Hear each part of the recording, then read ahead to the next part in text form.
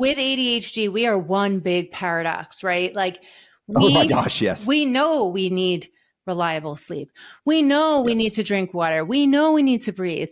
And we get so hyper-focused that we forget to drink, or our medication is keeping us hyper-focused that we forget to eat, we forget to drink, or the stimulant's not wearing off in time, or we have restless leg syndrome, or we have anxiety, or we think about all of the things that we didn't accomplish or the things that we need to next day. It's really important for this group of people in particular to really have a system, some guide rails, like some thoughts about what do I need to do for sleep? What can I do that makes intuitive sense now? What can I do for hydration now? What can I do for breathing now to help me? Welcome to Successful with ADHD. I'm Brooke Schnittman. Let's get started. Hey everyone, welcome back to another episode of Successful with ADHD. Today I have a not new guest, Dr. Michael Breus. Old guest. Old guest, seasoned guest, however you want to put it. There you go. I like that. Seasoned. That sounds good. Seasoned. We know with the ADHD community and with every human being that sleep impacts everything. So it was to no surprise that our first episode did really well. Yay.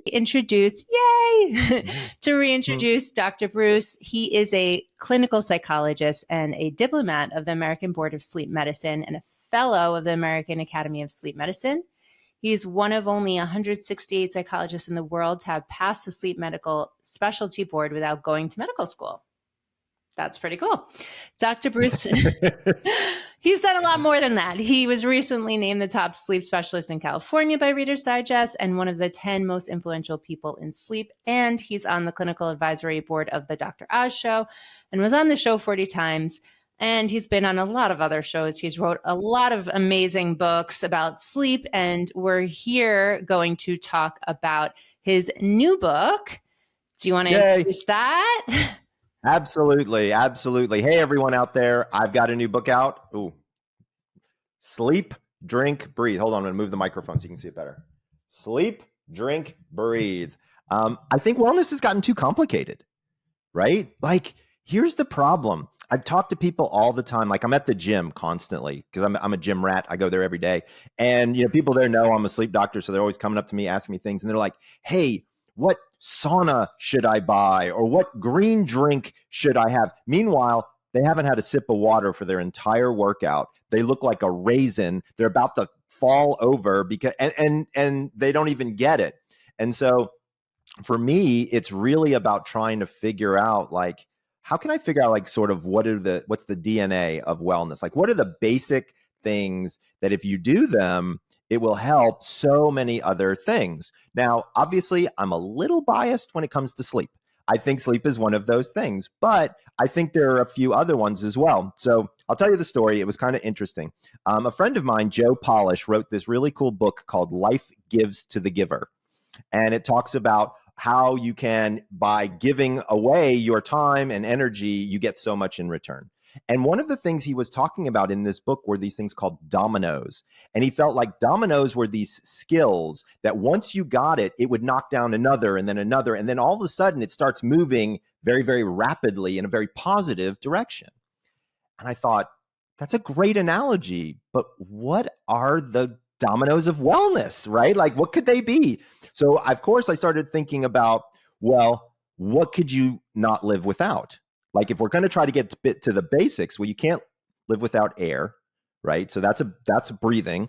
And I started to look into it. And by the way, like, so many people don't breathe correctly. I didn't even know that was a thing, but people don't breathe correctly. And you can only go about, I think Kate Winslet holds an interesting record as an actress. She held her breath in the movie Avatar for like 6 minutes and 30 seconds or something. Wow. Crazy. Yeah, it was really cool. She worked with a diving coach and the whole thing, right? Now, supposedly, there are a couple of guys who've got these world records where they take in pure oxygen, then they hyperventilate themselves and they stick themselves in a pool face down. One guy stayed there for I think it was 18 or 20 minutes.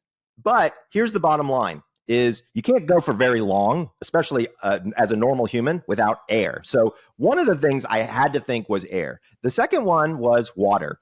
So I started to look around, and you can go a really long time without food. You could actually go 30 days if you wanted to. It wouldn't be the worst thing in the world for actually a lot of Americans out there. But you can't go more than about 2 days, maybe 3 tops without water. And so I figured, okay, that's got to be, hydration's got to be another one. And as I said before, I'm a little biased when it comes to sleep. The world's record for going without sleep is 11 days. It was set back in the 70s by a guy named Rudy Gardner, and he drank coffee and played pinball. And by like day 6, he was like a dribbling idiot. Like he couldn't answer questions. He was hallucinating by day 8. So when I thought about what could these dominoes be, and I like the number 3, it kind of works for me. DNA, all these different things. I was like, okay, it's got to be sleep, it's got to be hydration, and it's got to be breathing. And so then I started thinking about, that book, Eat, Pray, Love. Yeah, I was going to say, you're right. Right. And I was like, oh, well, why can't we just do sleep, drink, breathe? And then somebody said you can. And so we did. So the book is really, I think it's like a starting line, because like so many people are confused, and people tell me all the time, like, well, Michael, I don't even know where to start with sleep, and so it's okay, good, great. That's exactly what the book is designed to do. I don't know where to start with hydration. No problem. This is exactly what I want you to do. Breath work. And that's the really interesting one. So many people are like, what are you talking about, breath work? What does that mean, Michael? Like, I breathe every day, and it's like, people don't know that there are ancient practices within the yogic tradition and within the Indian culture that have been around for thousands and thousands of years, where you can control your entire bodily system just by breathing. Like, you can amp your heart rate up, you can slow your heart rate down, you can breathe to get yourself to sleep, you can breathe to get yourself to run a marathon. Like, it's impressive what's out there. And so I figured, hey, why don't I take a deep dive on all 3 topics and then come up with the most salient, easy to follow things, and then stick them in a book. And that's what we did. That's great. So you're keeping it super simple in a very complex and modern society where all this new information is just coming at you 24/7. Yeah. I love it. And it's so hard because we're on a podcast about ADD and ADHD, right? Well, when there's so much information coming at you from so many different directions, even if you don't have ADD or ADHD, it feels like you have ADD and ADHD, because there's just so much information. So this is such a relevant group of people to talk to, because you're already having issues with focus and concentration and things like that. I'm here to tell you, sleeping, drinking, and breathing helps all of that, more so with ADD and ADHD in many cases than a lot of other stuff. Yeah. We need what human society needs, but to a much, a different level in certain things. Yeah. Like we experience the same emotions that everyone does, but way more extreme. So it's like this, like even in my book, I talk about the hierarchy of needs. If you can't get food and you can't sleep and you can't drink and you can't breathe, then you can't be productive. You can't be happy. No. There's a lot of other things that will not come if you don't take care of it. So I'm really excited to have you. And also, Dr. Hallowell talks about the variable attention syndrome traits. I need to remember the name of it, but basically everyone as a modern society's attention span has lessened. So we all experience symptoms that might appear like ADHD at times. Not saying that people have it, but they experience the symptoms. And if you can't sleep, you're going to experience those symptoms, like you said. Well, and also, I think that's really an interesting point to double tap on real quick for folks is, I've had patients who came to my office who thought they had ADD and ADHD, and they had a sleep disorder. And when we fixed the sleep disorder, guess what? They didn't have it anymore. I'm not saying that happens to the majority of cases, but I want to be clear that if you have disrupted sleep, if you are sleep deprived, number one, you can make a normal person look like an ADD person like that with a little bit of sleep deprivation, right? And so a lot of people out there might be thinking, hey, I have this diagnosis of ADD, ADHD, which, by the way, if you have a diagnosis, there's nothing wrong with having a diagnosis. But also, if you're sleep deprived, that makes the situation significantly worse. Now, here's where I think it gets super duper interesting is for folks out there who've decided to take medication for their ADD and ADHD, historically, those are stimulants, right? You want to talk about messing up somebody's sleep, about completely reducing their appetite, and then they stop thinking about water, right? And you see what I'm saying? Like, it's this weird circle that happens specifically. Edge sword. Right. Like right in the ADD, ADHD community, this happens because of when you take your medication, if you're taking medication, and the side effects of that medication can actually have major effects like on your sleep, on your hydration, and on your breathing, right? And so yes, it's really important for this group of people in particular to really have a system. Like, I want to be super clear. It doesn't have to be my system, but you need a system of some guide rails, like some thoughts about, well, what do I need to do for sleep? Right? Like, what can I do that makes intuitive sense now? What can I do for hydration now? What can I do for breathing now to help me? Right? And so let's drop in on a if you want, on a couple of those ideas, right? Yeah, I would love to. And I just want to say one thing, like with ADHD, we are one big paradox, right? Like oh my gosh, yes. We know we need reliable sleep. We know we need to drink water. We know we need to breathe. And like we get so hyper focused that we forget to drink, or our medication is keeping us hyper focused that we forget to eat, we forget to drink, or the stimulant's not wearing off in time, or we have restless leg syndrome, or we have anxiety, or we think about all of the things that we didn't accomplish or the things that we need to next day. So yes, please give me your tips. Absolutely. Also, you reminded me of another thing that I forgot about that's very common in your demographic and population is when you're hyper-focused, you forget to breathe. You ever notice that?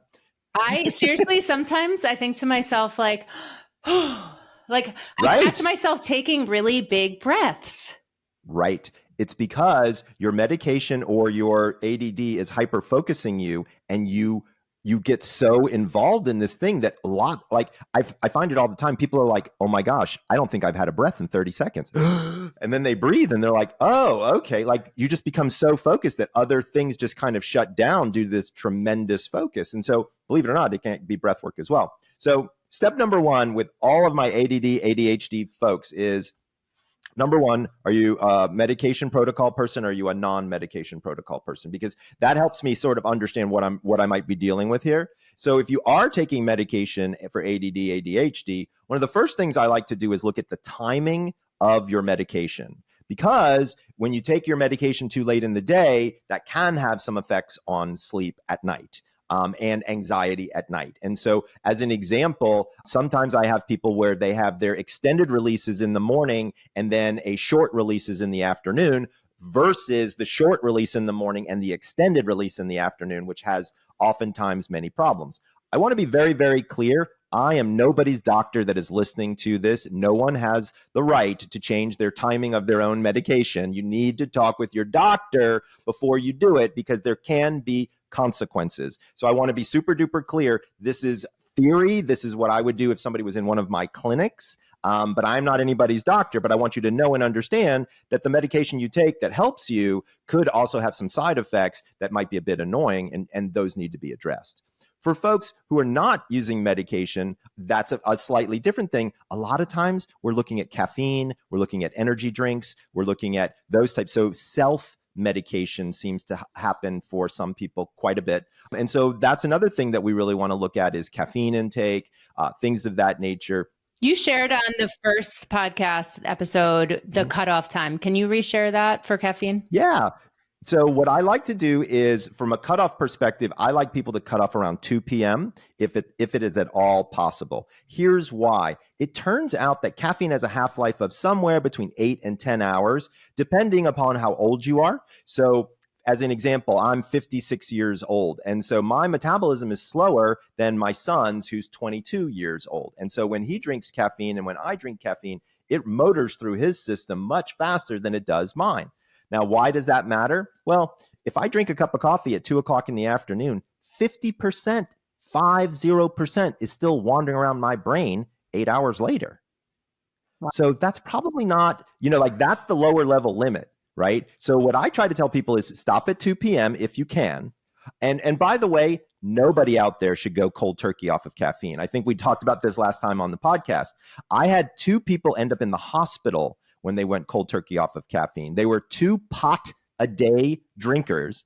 I had one person go in with seizures, no joke, seizures from caffeine withdrawal. And I had one person who basically hadn't slept in like 3 or 4 days. Like, it was awful. So I want to be so hyper clear. If you are a 6 monster a day drinker, then you want to slowly taper that down until you can get yourself down. And then you want to have a window of caffeine. So what is my window of caffeine? So what I tell people is, you don't want caffeine to be the first liquid that crosses your lips in the morning. You want to hydrate before you caffeinate, okay? Now, I'm not saying get rid of your coffee. I drink coffee in the mornings. I love my black coffee in the mornings. I have a half a cup every single day right as I'm walking into the gym, right? I use that to help give me a little bit of excess energy and things like that. But it's subscribed to a particular period of time.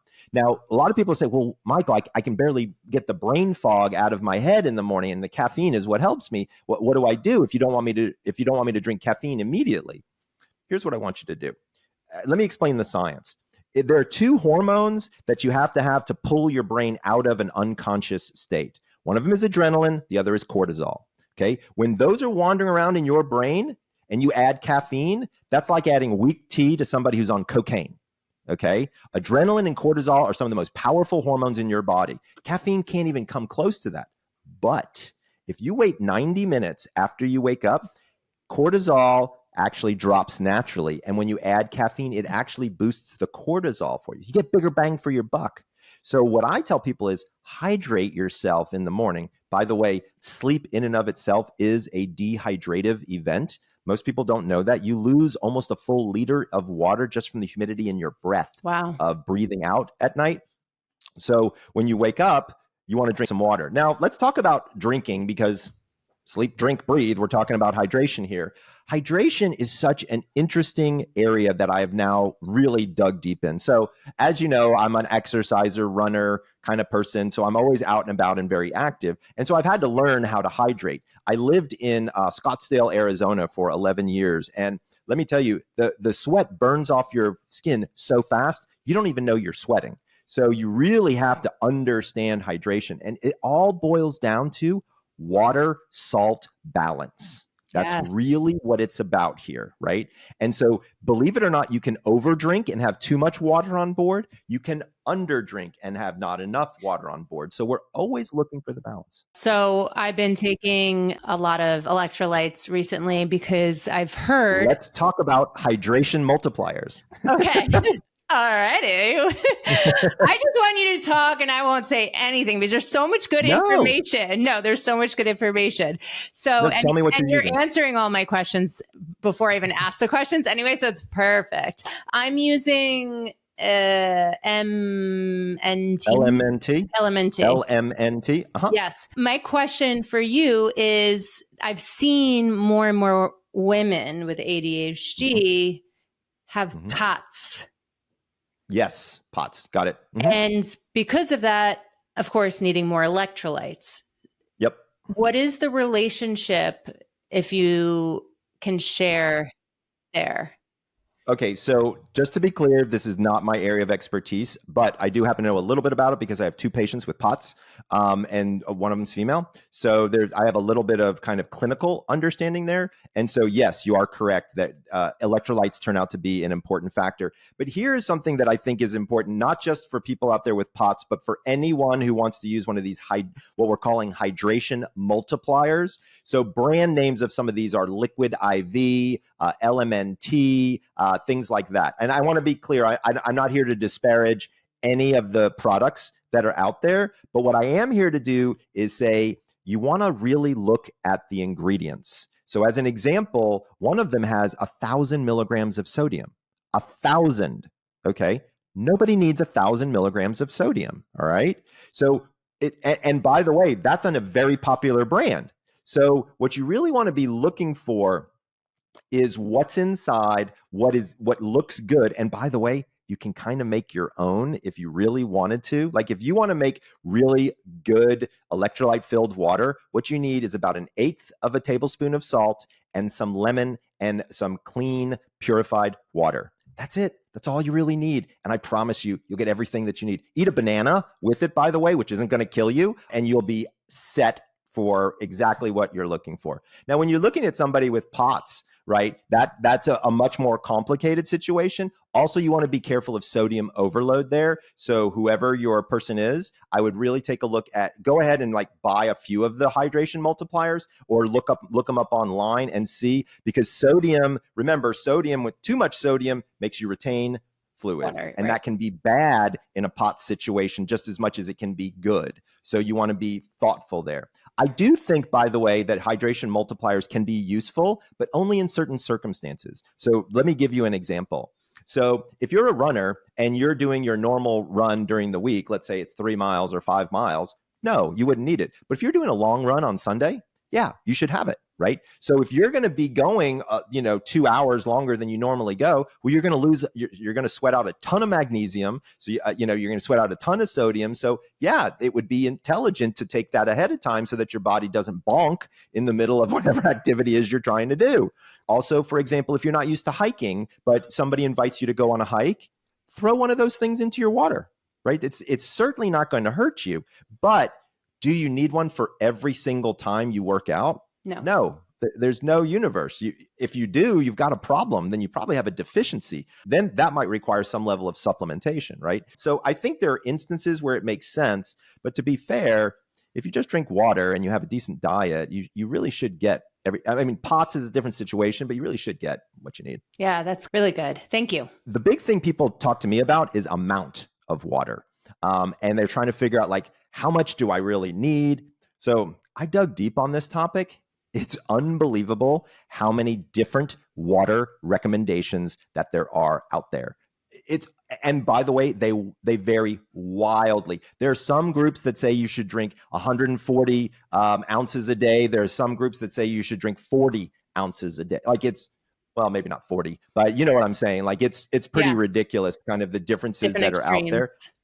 So what I did was I actually created a formula that I feel is, and we tried to take reuptake into account. So when we hydrate, there's a lot of things that people don't think about, but the way I think people should think about hydration is you are a sponge. Okay. And so as a sponge, like when you go to the sink in the morning and the sponge is dry, Mm-hmm. right? And it's kind of hard, Mm-hmm. right? And you can kind of knock it around, right? When you put it under the water spout, what happens? Immediately the water rolls off of it, but then some of it begins to get absorbed, and then some of it begins to get absorbed. And if you have the stream on heavy, then there's too much water and it just rolls off, Mm-hmm. right? That's exactly how hydration works. Is your body is a sponge, okay? And so if you gulp huge amounts of water in the morning, it's just going to run off. If you sip, like if you take your time, if you take 10 minutes to drink 15 ounces of water while you're sitting outside in the sunlight getting some vitamin D every morning, it's probably one of the best things you could possibly do for yourself. And you're actually absorbing the water. What a lot of people can't comprehend is if I take, this big thing and I chug the whole thing, guess what? I'm not actually going to get the water in, because it's just going to roll through my system because it's not going to have a chance to get absorbed, right? But if I sip it along the way, I have a far greater likelihood of doing that. The other big thing I think that people don't really think about is, can you overwater yourself, right? So I see these people with these monster, Stanley cups that are, gallons of water and all this kind of stuff. And I'm like, look, if you want to get super technical, here's the formula. Take your weight, multiply it by 0.6, okay? And that gives you your daily intake. If you work out, add 12 ounces for every half hour. If it's summertime and you live in a hot climate, add an additional 20 ounces. That's it. That's the formula. It's very simple and it's easy to use. That's for your total water consumption in a day. So now you're saying, okay, let's say that equals into 74 ounces, roughly, okay? Depending upon how much you weigh. So, all right, Michael, how am I going to get 74 ounces in? Great question. So in the book, Sleep, Drink, Breathe, we actually have created a sleep, drink, breathe plan. Mm-hmm. And so what I have you do is I have you pull out your phone and I have you set alarms on your phone. So one is in the morning, one is in the mid-afternoon, one is lunch, one is before dinner, and then one is with dinner. Now you notice I didn't say I want you drinking after dinner, So what a lot of people do is they say, oh shit, I haven't had enough water today. It's 9 o'clock. Glug, glug, glug, glug, glug, glug, glug. And then they wake up and they pee all night long, Yep. right? Like that doesn't help, Yep. right? And so I try to if I can get you to remember to do these things 5 times a day, it's going to be helpful. Now, one of the things you might have noticed is I said one of those waters is with lunch and one of those is with dinner. Eating or drinking water with food helps you get more water in. Okay. Because food is right. It's spicy. It's salty. It generates the taste buds. Glug, glug, glug, get it down in. There's so much contradictory stuff out there, right? Haven't you heard, awful. Don't drink water with food because it hurts your absorption of the food? The exact opposite is true. And I've got the data to prove it. So what happens inside your gut, this is kind of gross, but it's true, is once all the food gets down there, if it doesn't have moisture and fluid, it has to turn itself into what's called a slurry. So, like Slurpees at the 7-Eleven, right? Your gut forms something that's kind of that level of consistency. There's a lot of liquid in that. If it doesn't have liquid coming in through your mouth, you know where the liquid comes from, right? It gets pulled from your tissues, it gets pulled from your blood. And then what ends up happening is the balance is off, right? So when you don't have enough water in your system, your whole system starts saying things like thirst kicks into gear, right? But for a very long time, people have told themselves they don't listen to their thirst signal, right? So I'll give you an example. I'm at the movies, right? I don't have a drink, but I'm thirsty. What do? Do I get up? No, I just sit there thirsty. There's so many situations that we have to be thoughtful about. So we don't want to under drink, but also we don't want to over drink. So again, it's all about finding that balance. One last thing, and then I'll let you ask a question, is a lot of people have asked me about caffeine in the morning and does it count for hydration? Because caffeine's a diuretic. Here's what I can tell you is it does count for hydration, but only up to 2 cups. Once you go past 2 cups, you have enough caffeine in your system where the diuretic action of the caffeine will kick in and make you pee. So historically, I used to tell people, no, you can't have caffeine, blah, blah, blah. Absolutely not. You can have caffeine. I want you to have water first, but you can have 2 cups of coffee and it will count towards your hydration quotient, if you will. But once you get past 2, that's when the weird stuff happens. Fascinating. Does that include if you have a double shot in 1 cup? So absolutely. It's just about the liquid. And it's about the caffeine itself. So if you have a double shot, that's like having 2 cups of coffee for sure. Okay. All right. So with ADHD, you mentioned it before, the stimulants can keep you up, but can also cause dry mouth. And do you have a formula for that? Is there more water that needs to be in? Yep. So it's a great question, and it's and that's a difficult one to answer. So number one, I don't have a great answer for this other than sipping throughout the day has a far greater likelihood of keeping that area moist. Chewing gum can be helpful, but then sometimes that can actually make you have dry mouth on top of that. So sometimes that is not nearly as good. It's difficult. I do have one patient, and what she does is she adds a little bit of salt to her water, and that helps keep that whole area kind of fresh and irrigated and not drying out. And then also looking at when do you get the dry mouth? Is it immediately after you take the medication? Is it take a couple of hours? So if it does take a few hours, you can start to plan for that by sipping water throughout the day. Again, set an alarm on your phone if that works for you, and then take 10 minutes at each one of those marks to drink a little bit more water. But yeah, medication is definitely one of those factors that we have to kind of think through from a timing perspective, but also from a dry mouth perspective. And I have, and tell me if this is your experience as well, because I don't have ADD. My son does. I've heard these medications affect appetite as well. It's not that he just forgets to drink because he's not like, there's no signal that's going saying, like, sometimes he'll go all day and he won't eat. He'll forget to eat. He's not hungry. He hyper-focuses on something else. And then all of a sudden it's out of his system, and then he binge eats because he hasn't eaten all day. He's starving. Correct. Exactly. The good news about that scenario is if you sleep pretty well, you have less of a likelihood of those things happening. And if you hydrate, you also have less of a likelihood of those things happening. But you have to incorporate this as a habit. I can't stress this enough. Like, don't buy the book if you're just going to use it for the 3-week plan, use it for 3 weeks and toss it, because that's not really what it's designed for. Like, I want people to start to habitualize the idea and make consistent the idea of hydration, sleep, breath work, things like that. With sleep, here's what I can tell you is the best thing that anybody listening to this podcast can do is wake up at the same time 7 days a week, right? So it helps with circadian consistency, right? Also, from an ADD, ADHD perspective, depending upon when you take your medications, it also levels that out and gives you a level of consistency of when meds come on board. Because a lot of people, they don't take their meds on a regular schedule, and sometimes it's at 6:30, sometimes it's at 7:30, sometimes it's 8:30, and they don't realize that. Well, exactly. And then all of a sudden it's 2:00 in the afternoon and you realize something's wrong. Right. Like, I don't feel the way I usually feel at 2:00. Did I forget to take my meds? Did I take them late? Did I take them early? Those Did kind I of double things. take them? Which happens often.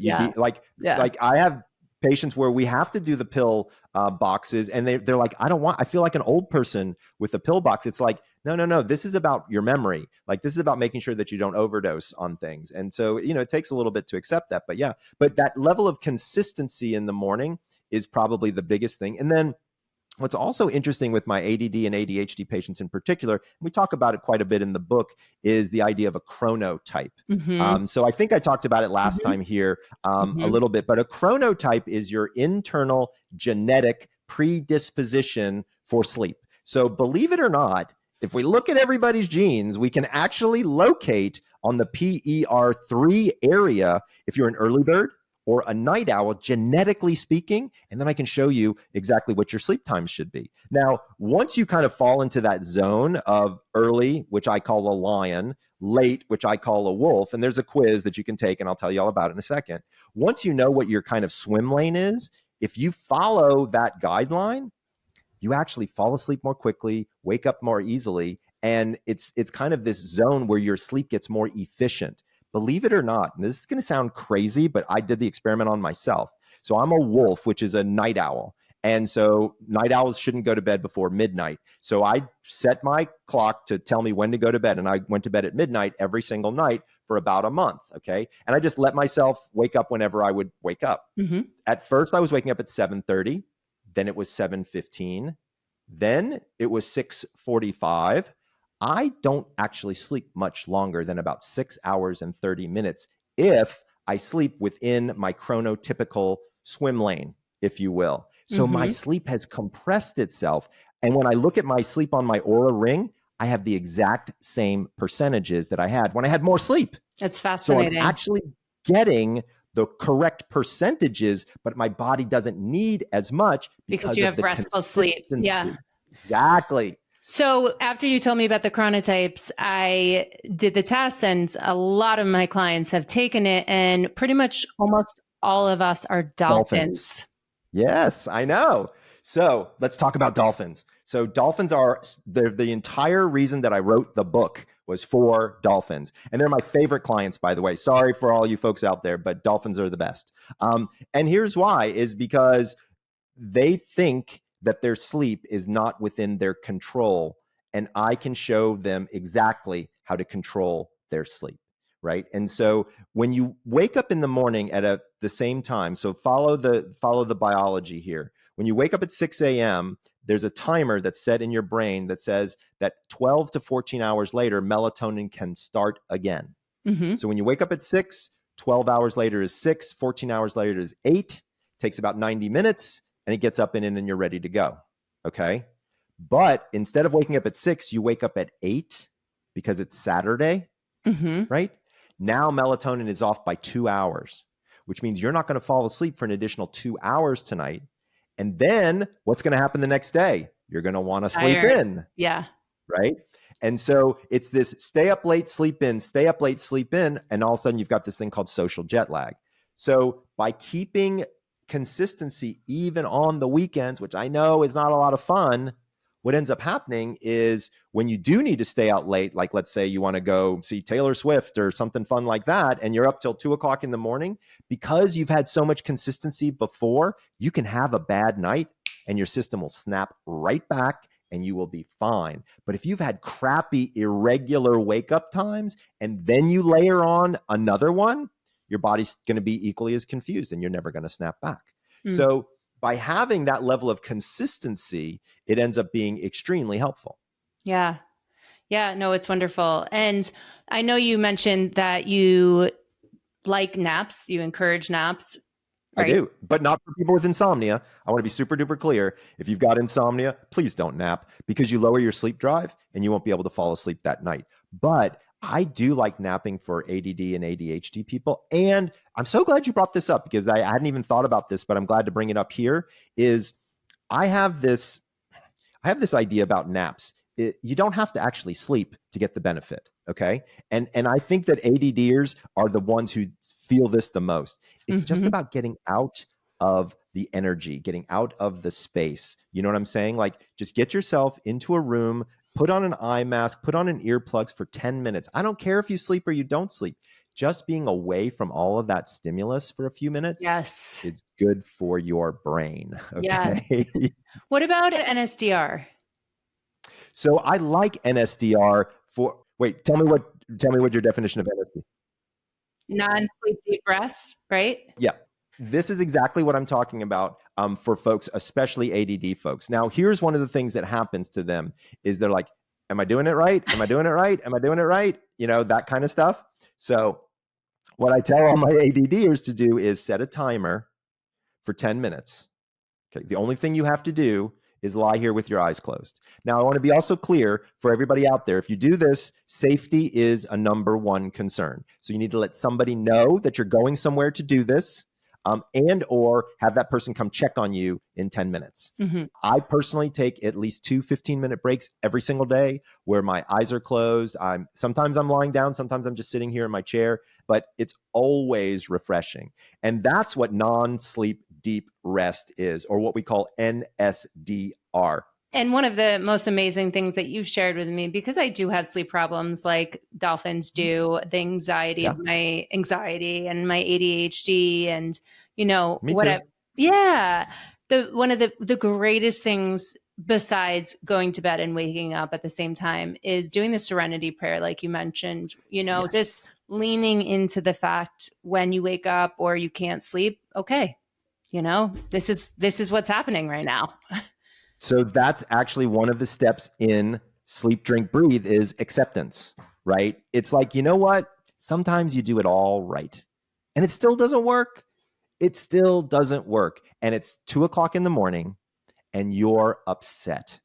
You're pissed off. You're anxious. You're pretty sure you're going to get fired the next day, or your spouse is going to leave you, or some crazy thing is going on in your head, right? And so the goal here is to, number one, remember a few things.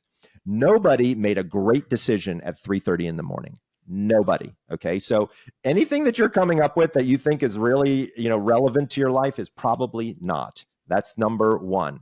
Number two, it's okay. This situation has happened to you how many dozens and dozens of times? Like your head have never popped off before. All of these consequences that you've really thought about before are not really happening ever, right? So what happens? Well, you're tired. You might over caffeinate a little. Be careful. Please don't do that. Please go to bed, not early, but at your normal time. And guess what? If you've had a decent run of sleep, your body will snap right back and you'll be good to go. So that's kind of where I kind of try to help people understand and kind of manipulate. But at the end of the day, if you wake up in the middle of the night and you can't fall back to sleep, it's not the end of the world. Now, there's two options for you if you're doing that. So let's say it's 3:30, 4:00, and you're like, this isn't happening. What should I do now? There are two schools of thought. One is non-sleep deep rest for 2 hours. That would equal about 30 to 40 minutes of sleep from a rejuvenative standpoint. But I'm going to be honest with you, most dolphins can't sit still that long. That's just not part of who their nature is. And so what I would tell you to do is do a non-sleep deep rest until you feel like you don't want to do it anymore. And then just go ahead and get up and start your day. That's okay. There's nothing wrong with that. But don't go to bed early. That is the cardinal sin of every dolphin in the universe. And let me explain what happens. Is they say to themselves, I am so damn tired. Okay, this is good. I'm going to sneak into bed at 8 o'clock, and I'm going to catch up on all the sleep that I've been missing. Remember, melatonin isn't firing for you then. So all you've got is this level of exhaustion that, yes, you may fall asleep for 45 minutes to an hour. Most people wake up so let's say you get in bed at 8, you fall asleep, you're going to get up at like 9:30, and now you're in trouble because your sleep drive is down. You don't have enough sleep kind of left in you to push you into the night, and now you're really in trouble. Or you fall asleep for about 4 hours and then you wake up in the middle of the night and you're done. There's no universe you're going to fall back asleep. Oh yeah. So if you have insomnia or you have a really shitty night, don't go to bed early, even though you may want to. Try to keep yourself up as late as you possibly can. Now, a lot of people are like, Michael, I can't stay up. Like, I'm falling asleep on the couch. Like, what do I do? Brain games, crossword puzzles, talk with your spouse. By the way, you have a person maybe living with you. You can have a relationship with them, talk with them. Like, there's all kinds of things that can go on there, right? Go for a walk, play with your dog. Like, there's a lot of things. Like, people are like, what am I going to do? How do I stay up late? It's like, are you kidding me? When I was 14 years old, you didn't have to tell me things to do to stay up late. That's all I wanted to do. Exactly. Do you believe in ADHDers needing more stimulation before they go to bed too? Not crossing the threshold, but needing stimulation. So I really feel that there are a few schools of thought on this because I don't feel like all ADHD is created equal. Makes sense. I think there are some people who do prefer a level of stimulation before bed. As an example, now my wife doesn't have ADD, ADHD, but she watches the television to fall asleep every single night. And I'm the sleep doctor, okay? So I think there are some people that just require that attentional focus so that they don't focus on things that are more negative, right? So that could be music, that could be a podcast, that could be prayer, that could be television. I'm probably the only sleep doctor in the universe that says it's okay to fall asleep with the television on.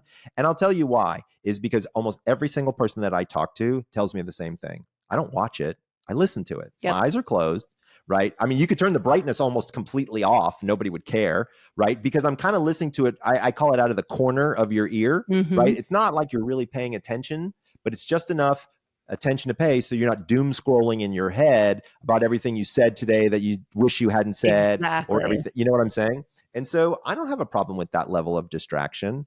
Now, would it be great if it didn't have blue light attached to it? Yeah, it would be. But I don't think I care if it's television. I will tell you that I care if it's doom scrolling on your phone because there's an engagement there, right? So like if you're trying to get your high score on Candy Crush, you're not trying to go to bed, But if you're listening to an old episode of Seinfeld while your eyes are closed. That's legitimately what we do before we go to bed. Yep.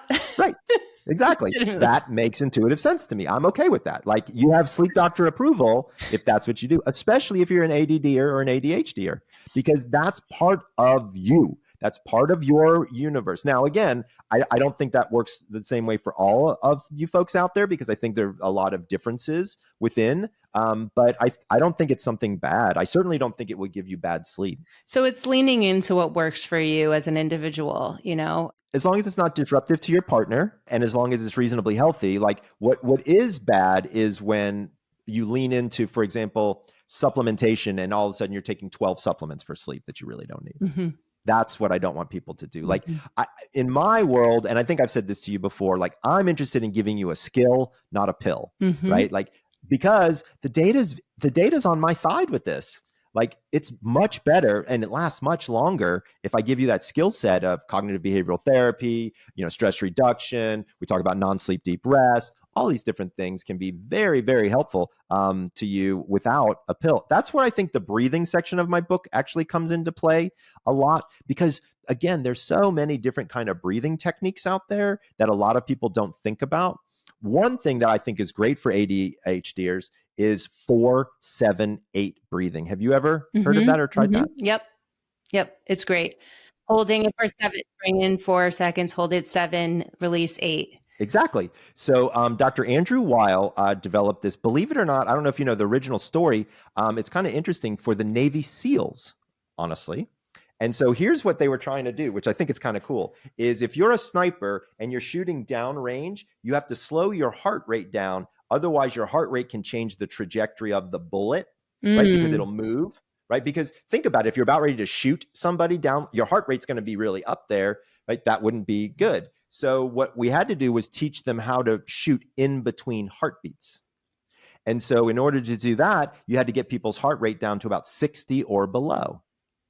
That's exactly what this technique does. 4, 7, 8 breathing is it dumps your heart rate down to 60 or below. Here's the part that we take advantage of, is that's the exact number that you need in order to enter into a state of unconsciousness, is a heart rate of 60 or below, given the right environment, right? Sure. So if you're a sniper and you've got a gun and your heart rate is 60 or below, you're not going to fall asleep on the gun, right? Because you've got a lot of adrenaline going on and there's all kinds of stuff. But if your heart rate is at 60 or below and you're in a dark, quiet, cold room, you're going to fall asleep. Yeah. Right. 4, 7, 8 is a much better way to do it than popping a pill, which is going to wear off and all the other. Yeah, I love that. And I just want to ask one more question about sleep for you, though, and then definitely go more into the breathing piece.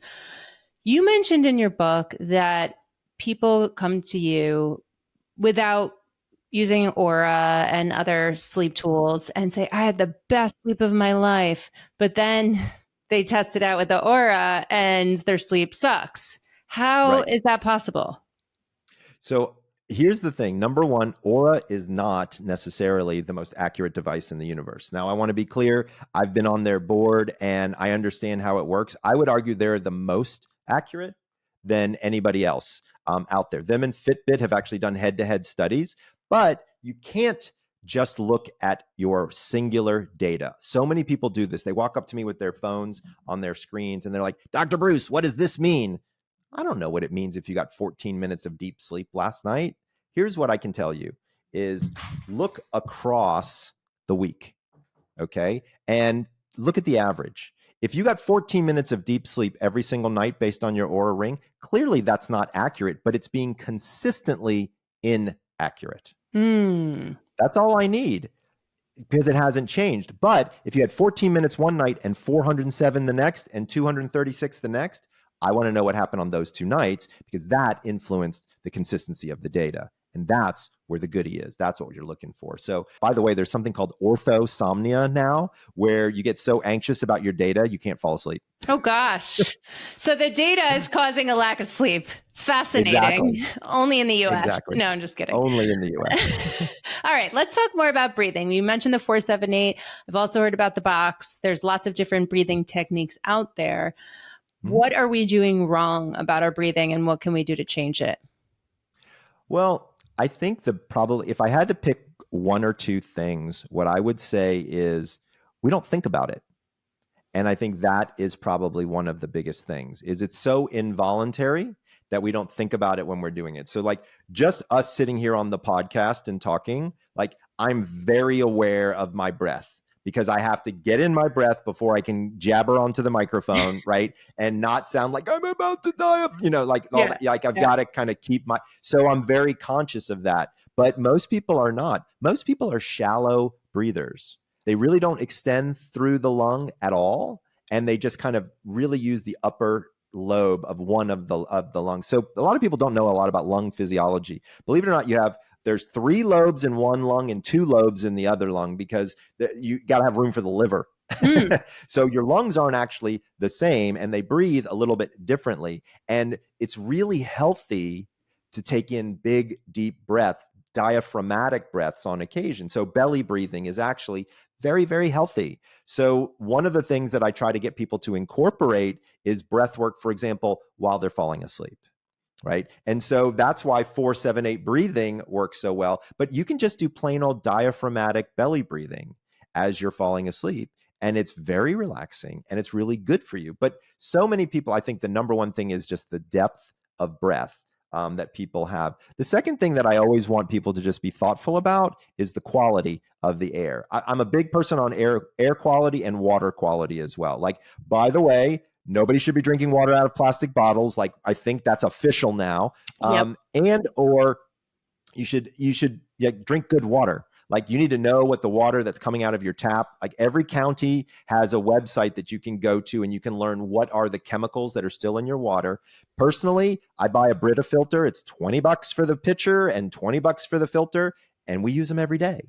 And that's how we get our water. It's simple. It's $20, Sure. right? Like, that's what we have to do. The same holds true with air. like so many people don't really think about the air quality. I got a real dose of air quality information. My daughter, just before COVID broke out, was studying in Beijing, and their air quality there is awful. And so what was so fascinating for me was we went and got her a respirator for just walking around, because the AQI, the air quality index where she was living, was so awful that I had her wearing a mask before COVID even broke out. Right? So if you're thinking about air quality, like as an example, here in California, if you go up to the valley, the air quality is less because you're in between two mountains, there's cloud cover, and kind of the smog gets trapped in there.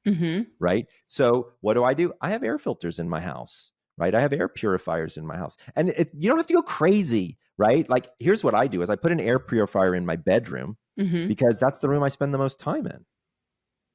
Yeah, but my question for you, and that's all great to think about, and air quality is so important. When I think about breathing, I take a deep breath, and I know you're mentioning that's good, right? But I have anxiety, I have ADHD, and like I constantly find myself not breathing. I mean, do I need a reminder to breathe? So it's an interesting question, and I don't think I have the best answer for you, but I would say probably. It has a lot to do with that hyper focus for ADDers.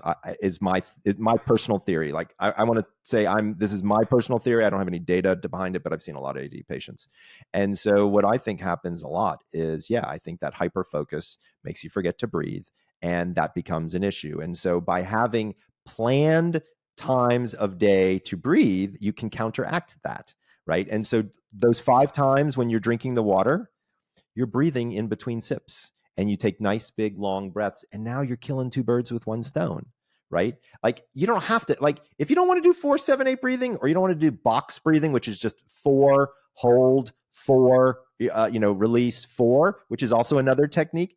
That's okay. Like just breathe in between sips of water. I don't care. But getting it in, right, and getting it out is important. And what's interesting about breath work is, how we were talking about sodium water balance for hydration. Well, with breath work, it's oxygen carbon dioxide balance is what the body is always searching for. So that's when people hyperventilate or hypoventilate. They don't breathe enough, or they breathe too much, and that changes that balance. And that balance gets changed, that's when problems happen. So really, I would argue that the entire book is really based on balancing your body with just the basic stuff that it needs, right? Is getting enough sleep to have enough wake. That's a balance that you're kind of putting, right? Sodium and water, right? Carbon dioxide and oxygen. Like these are 3 teeter-totters or seesaws or balancing acts that we play every day. Our body does it for us automatically, which is pretty cool when you think about it, that we don't have to worry about it. But I would just argue that you can do all 3 of those a little bit better, and it has dramatic improvements on your overall health. So I got a plan. It's 3 weeks long. It's super easy to follow. We make it simple, but you just put some alarms on your phone, make sure that you have, hydration available to you and some consistent sleep. And you would be surprised how, like, the goal here was not to make it complicated. It makes it super simple. I introduce the topics very easily. There's no shame. It's just about assessing yourself. So I give you assessment tools to see if you're dehydrated, to see if you're sleep deprived, or to see if you're not breathing correctly. And then once you assess those tools, use those tools to assess it, then you have a place to move forward from. I love that. It's all about balance. And I'm going to ask you a challenging question here. I know it's all about balance, but let's say we're screwed in all 3 areas. Which one do you start with? Well, it depends upon how screwed you are. So if you're telling me that you're in a room with no air is obviously the most important thing. But other than that, it's really hydration is really the biggest factor. So many people get hurt with poor hydration that don't even know it. And it affects so many areas of your life. Mental health. I mean, also, just to be fair, our bodies are so much more water than anything else. Like, I think our brain is like 85% water, like even our bones have got 20 to 30% water in them. And those are the hardest things in our bodies. So like, we kind of need to honor that. And so I would say if you're completely screwed, drink water. That's probably going to help you out the most. All right. So got water, go drink it. And Like want to learn? got Yeah, water. exactly. Want to learn more? Buy Dr. Bruce's book. When does it come out? In October, right? So it comes out in December. Okay. But we have these pre-orders that are really cool. And so here's what's awesome is what I've done is if you go to thesleepdoctor.com/book, and we'll put that in the show notes, you can buy the book now and you get all kinds of goodies. So I'm giving 3 different lectures, one on sleep, one on hydration, one on breath work, that only people who buy the book ahead of time will get.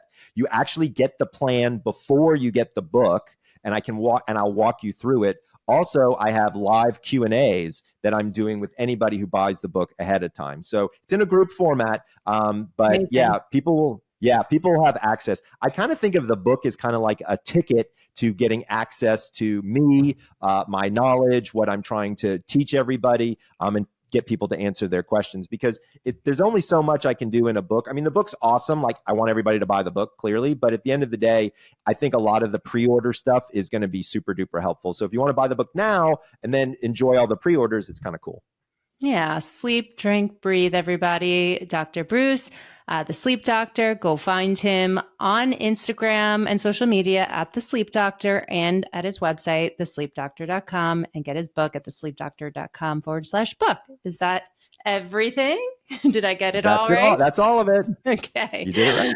All right, Dr. Bruce. Well, thank you for being on Successful with ADHD. Again, it's always a pleasure to host you. And I know we get so much value in the quality of information and just making us feel not alone and less shameful about some of the challenges we deal with sleep, with hydration, with breathing, and just normalizing it and giving us quality tips. Appreciate that. It's my absolute pleasure to be here. And again, in all honesty, like, ADDers are some of my favorite people. I mean, number one, it's my son, but number two, I wrote the whole book for you guys. Like, I really want to see you guys succeed and do well. And I want to be clear, it is possible. I know it feels hard sometimes, but I just want to be super duper clear. All of you can get a great night's sleep. All of you can get hydrated, and all of you can breathe comfortably. I promise, promise, promise. Sweet dreams. Thanks for listening to this episode of Successful with ADHD.